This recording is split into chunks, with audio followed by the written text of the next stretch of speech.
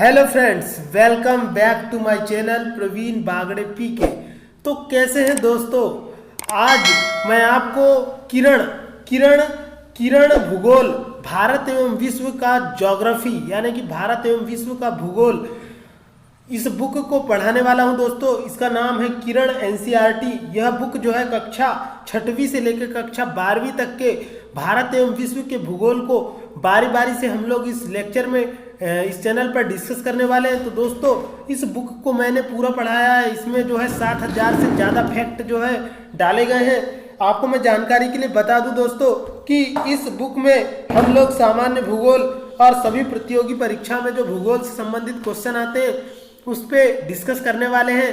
अगर आपको मेरे चैनल पर चैनल को सब्सक्राइब करना है, क्योंकि मैं इसमें ज्योग्राफी के सारे वरीयस टॉपिक्स पढ़ाने वाला हूं, जिसमें मैं भारत का भूगोल, विश्व का भूगोल पढ़ाने वाला हूं। अगर मेरे वीडियो पसंद आते हैं तो प्लीज़ उसे लाइक करें, कमेंट करें और मेरे चैनल को सब्सक्राइब जरूर करें। तो दोस्तों, बिना देरी के स्टार्ट करेंगे आज हम अपनी एनसीईआरटी की बुक, जिसमें कि हम 7000 से ज़्यादा फैक्ट को पढ़ने वाले हैं। तो आज मैं आपको इस बुक का पहला लेक्चर पढ़ाने वाला हूँ। तो हमारा जो पहला लेक्चर है कि भूगोल क्या है, व्हाट इज ज्योग्राफी। तो ध्यान से देखना दोस्तों। सबसे पहले तो मैं आपको बता दूं कि मैं जो बुक आपको पढ़ाने वाला हूं उस बुक का नाम है एनसीईआरटी भूगोल, जिसमें भारत एवं विश्व का भूगोल कक्षा 6वीं से कक्षा 12वीं तक पढ़ाने वाला हूं। ये बाय खानसर पटना का है।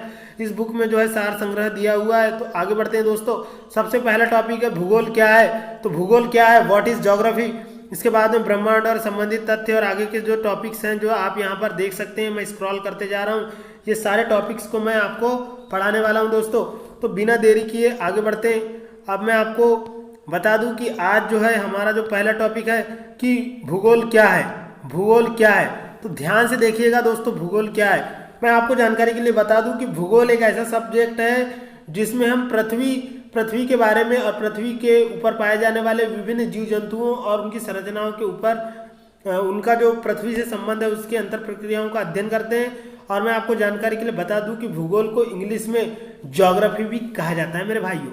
तो आगे बढ़ते हैं। सबसे पहले मैं आपको जानकारी के लिए बता दूं कि भूगोल शब्द की उत्पत्ति ज्योग्राफी, भूगोल शब्द को इंग्लिश में ज्योग्राफी कहा जाता है, जिसका निर्माण ग्रीक भाषा के 2 शब्दों से हुआ है। पहला शब्द जो है जियो है। जियो का मतलब होता है मूल और ग्राफोस का मतलब होता है वर्णन, यानी कि भूमि का अध्ययन या भूमि का वर्णन या पृथ्वी का वर्णन भूगोल है। भूगोल शब्द का सर्वप्रथम जो प्रयोग है दोस्तों, ये किसने किया था? यह क्वेश्चन कंपटीशन एग्जाम में कई बार पूछा जाता है। तो मैं आपको जानकारी के लिए बता दूं कि भूगोल शब्द का सबसे पहले प्रयोग जो है वो साइरन इराटोस्थनीज ने किया था। साइरन इराटोस्थनीज ने किया था, जिसके बारे में मैं आपको जानकारी के लिए बता दूं कि साइरन इराटोस्थनीज एक प्राचीन यूनानी गणितज्ञ थे, यानी कि यूनानी गणितज्ञ थे।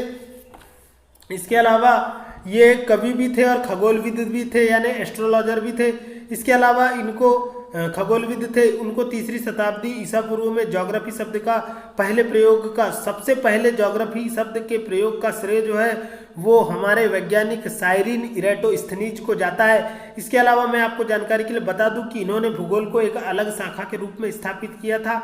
इस कारण इन्हें भूगोल का जनक भी कहा जाता है। और यह अपने भौगोलिक लेखन और उपलब्धियों के लिए भूगोल के पिता के रूप में जाने जाते हैं। इन्होंने पृथ्वी की परिधि का लगभग सही मापन भी किया था, साथ ही अक्षांश और देशांतर का आविष्कार किया था। तो मैं आपको जानकारी के लिए बता दूं दोस्तों, अक्षांश रेखाएं क्या होती है और देशांतर रेखाएं क्या होती है। जब हम ग्लोब पढ़ते हैं, globe is a prototype model of earth. Globe जो होता है पृथ्वी का एक सामान्य प्रारूप नमूना होता है, जिसमें जो खड़ी खड़ी लाइनें होती है, जो वर्टिकल लाइन्स होती है, वो जो है देशांतर रेखाएं कहलाती है। और जो आड़ी यानी कि जो हॉरिजॉन्टल लाइनें होती है उन्हें हम जो है अक्षांश रेखाएं कहते हैं, और जो वर्टिकल लाइन होती है उन्हें देशांतर लाइनें कहते हैं। तो इस तरह से जो है हमारे ग्लोब पर लाइनें पाई जाती है। तो इन अक्षांश व देशांतर प्रणाली का जो आविष्कार है वो साइरिन इराटोस्थनीज ने ही किया था। इसके अलावा मैं आपको जानकारी के लिए बता दूं कि लीप ईयर की खोज भी साइरिन इराटोस्थनीज ने किया था। इसके बाद में हम बात करेंगे नेक्स्ट फैक्ट की। तो नेक्स्ट फैक्ट है आपका दोस्तों कि भूगोल शब्द जो है ये भू और गोल 2 शब्दों से मिलकर बना है, जिसका अर्थ है गोलाकार पृथ्वी। गोलाकार पृथ्वी की अध्ययन को ही ज्योग्राफी या भूगोल कहा जाता है। भूगोल का जनक किसे कहा जाता है? नेक्स्ट फैक्ट है दोस्तों, भूगोल का जनक किसे कहा जाता है? तो साइरिन इरेटोस्थनीज को ही भूगोल का जनक कहा जाता है। इन्होंने ही अक्षांश व देशांतर प्रणाली का यूज किया था और पृथ्वी और सूर्य के बीच की दूरी की गणना भी की थी और लीप ईयर की खोज भी इन्होंने ही की थी।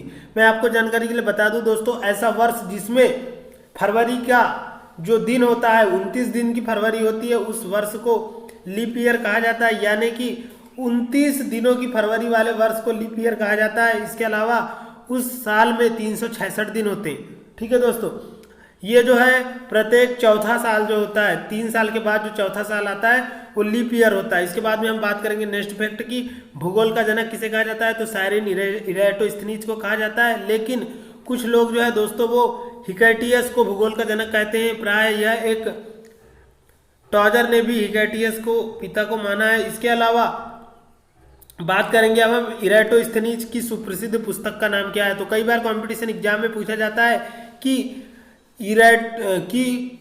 इरेटोस्थनीज की सुप्रसिद्ध पुस्तक कौन सी थी, तो उस पुस्तक का नाम था जियोग्राफिका। जियोग्राफिका एक ऐसी पुस्तक थी जिसे इरेटोस्थनीज की प्रसिद्ध पुस्तक के रूप में जाना जाता है। आगे बढ़ते हैं दोस्तों, बात करेंगे हम नेक्स्ट फैक्ट की। नेक्स्ट फैक्टर दिया हुआ है कि पृथ्वी को हमेशा मानव के आवास के रूप में देखा गया है। आवास का मतलब होता है रहने का स्थान, तो पृथ्वी के ऊपर कौन रहता है, मानव रहता है।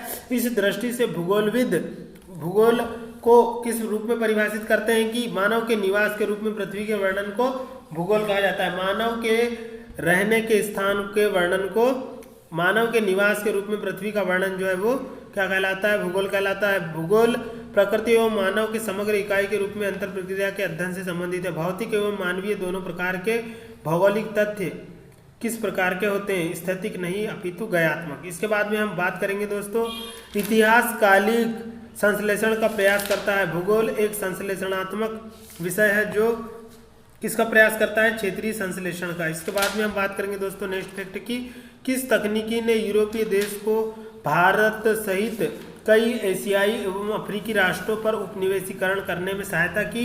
उन्होंने समुद्र के माध्यम से गम्यता मिली। तो उस टेक्नोलॉजी का नाम पूछा गया है दोस्तों, जिस टेक्नोलॉजी का उपयोग करके यूरोपीय देशों ने भारत को अपना गुलाम बनाया और अन्य विश्व के अनेकों देशों को, इंग्लैंड ने अपना गुलाम बनाया था, अमेरिका ने अपना गुलाम बनाया था, जापान ने अपना गुलाम बनाया था, चाइना ने अपना गुलाम बनाया था, अन्य देशों पर जाकर कब्जा कर लिया था, उपनिवेश बना लिए थे, वहां पर अपना शासन चालू कर दिया था, उनको अपना गुलाम बना लिया था। इसे ही कहते हैं उपनिवेशीकरण। तो जो उत्तरी देश थे और जो पश्चिमी देश थे, पाश्चात्य संस्कृति वाले पाश्चात्य जो देश थे दोस्तों, वहाँ के जो देश थे उनके पास में नेविगेशन टेक्नोलॉजी थी कि किधर पे अन्य स्थल है, और वो उन देशों में जाकर व्यापार के माध्यम से जाते थे और व्यापार करते करते वहाँ पर अपना साम्राज्य स्थापित कर लेते थे। इसे ही उपनिवेशवाद कहा जाता है मेरे भाइयों।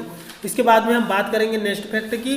तो विषय वस्तु अथवा क्रमबद्ध भूगोल का उपागम सामान्य भूगोल का होता है। इस उपागम को किस जर्मन भूगोलविदा द्वारा परिवर्तित किया गया, तो Alexander von Humboldt. Alexander von Humboldt ऐसे वैज्ञानिक थे दोस्तों जिन्होंने क्रमबद्ध भूगोल का उपागम किया और इस उपागम को जर्मन भूगोलविदों द्वारा प्रवर्धित किया गया। इसके अलावा हम बात करेंगे नेक्स्ट फैक्ट की।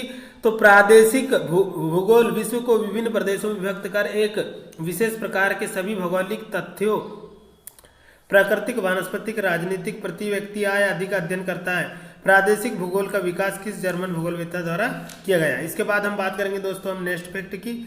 तो आगे बढ़ते हैं दोस्तों, अब बात करेंगे हम नेक्स्ट फैक्ट की। तो नेक्स्ट फैक्ट है हमारा